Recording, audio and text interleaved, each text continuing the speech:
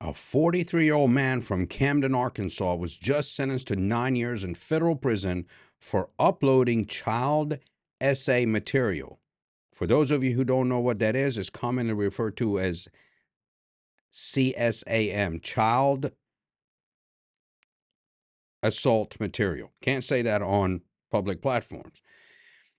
And he was uploading them onto an online storage platform. But the part that does not make it to the most headline is what investigator found surrounding that upload.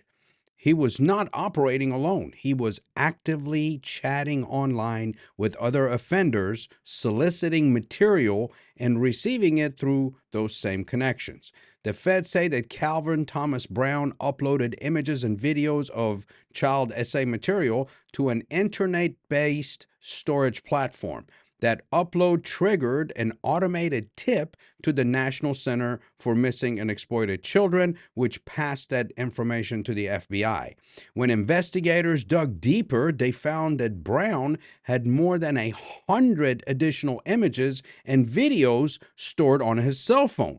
They also found evidence that he'd been using online chat to connect with other offenders, requesting the material from them and receiving the in return, and back and forth. What turns this case from a possession case into something more serious is that the chat activity was there. Brown was not just storing the material on his phone, he was plugged into a community of people doing the same thing, trading with them, requesting from each other, and building relationships around a shared production and distribution of CSAM. These are not isolated individuals. They are nodes in a network, the same ecosystem that groups like the nihilistic violent extremists exploit to recruit kids into sending them images and ultimately coercing them into conducting other criminal acts just for their entertainment. The automated detection system that caught Brown was uploaded, flagged by a platform monitoring and routed to federal investigators, is one of the few tools that works at scale against these networks. But for every upload that gets flagged, there are thousands happening in encrypted spaces and in private chats that never trigger an alert. I'm not a newsman. I'm just reading you what the news media doesn't tell you. So sorry for the hiccups.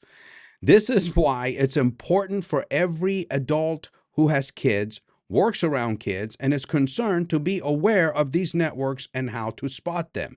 If you want to understand how the online exploitation networks recruit, operate, and sustain themselves, and what parents and community members can do to recognize the warning signs before a child becomes a victim, join my free, newly launched Radicalization Awareness Network community through the link in my bio. And as I've always said, please like, share, and follow. Sorry for the hiccups. And if you see something, please say something.